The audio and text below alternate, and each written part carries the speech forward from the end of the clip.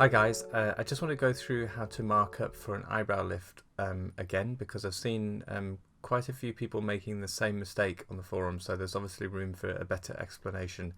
So I just wanted to go through it again, how you mark up the vectors in the face so that you can lift the eyebrow in the correct place and create a more beautiful arch, and also reduce your risk of getting eyebrow ptosis. So the first thing is to know the shape of the ideal eyebrow. So the eyebrow is defined by other features in the face, like most of our rules of beauty. It's defined by what's already there. So the tail of the eyebrow, excuse me, the tail of the eyebrow should be on a line between the alar base, the lateral canthus here, and then you should reach the tail of the eyebrow here in the ideal shape eyebrow. So that's one of your vectors. Sorry, that's not a vector, that's one of your lines that define the eyebrow. The next bit is the inner part of the eyebrow. So it's fashionable at the moment actually to break this rule, but it really should be ideally from the defined once again by the alar base, inner canthus, and then the mid part of the brow should be on that line. And I've definitely noticed a lot of my clients are purposefully growing eyebrows, or at least painting on eyebrows so they go a little bit more immediately. That's fashion, but we're just talking about kind of long-standing rules of beauty which will help you long term. The next and most important line is the line where the arch of the eyebrow should be. So if you draw from the same anchor point from your alar base through the mid-pupillary line, the high point of the arch should be on that line.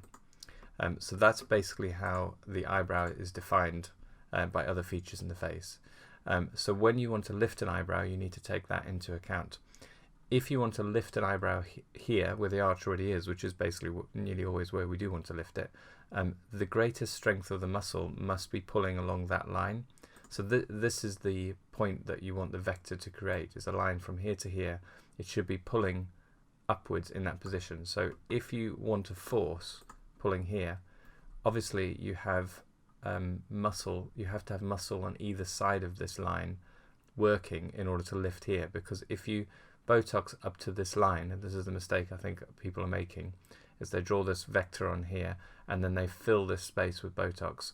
You essentially end up with a vector that's actually lateral to where you want it to be, so you're ending up with a line of strength here, and that's basically going to give you your spock brow. So you're lifting the too far laterally, and it just won't look like a good shaped eyebrow. If you get any lift at all, of course the other problem is that you take away so much frontalis movement by treating here that you end up actually dropping the eyebrows. So remember, this is the central point of the strongest part of the muscle that you've left untreated. So there must be muscle on either side of it for it to be at the center. So we define that by using the lateral part of the eyebrow.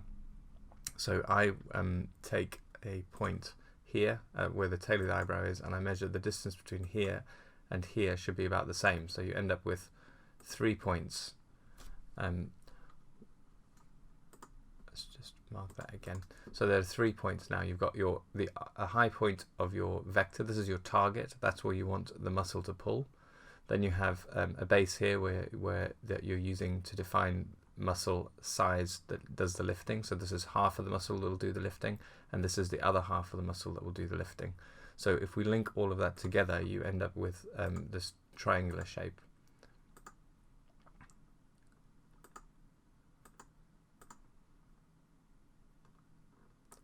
So that is the area of untreated muscle. That's what does the lifting for you.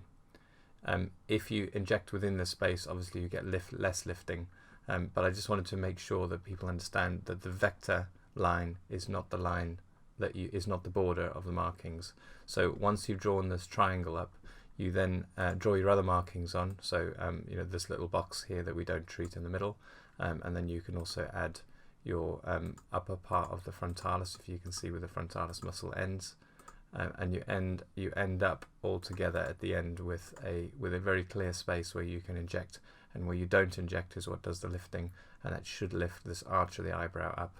It shouldn't lift the tail of the eyebrow up disproportionately.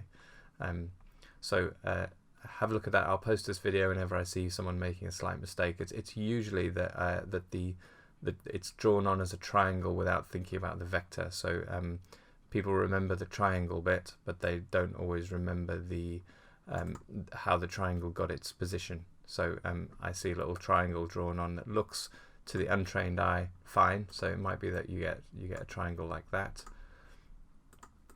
So they'll do something like that, and I can tell that it's not actually on the vector. The position we're trying to pull is actually lateral to it, or the other one, which is probably slightly more risky, which is that it ends up being too lateral. So this sort of pattern that you don't inject. So this area gets Botox in it where it really shouldn't. So I hope that helps. Please ask questions, and if you don't quite get it, and I'll try and explain it again. It's always good practice for me to explain things again. Yeah, thanks. I hope that was helpful, and keep asking questions. Okay, thanks. Bye.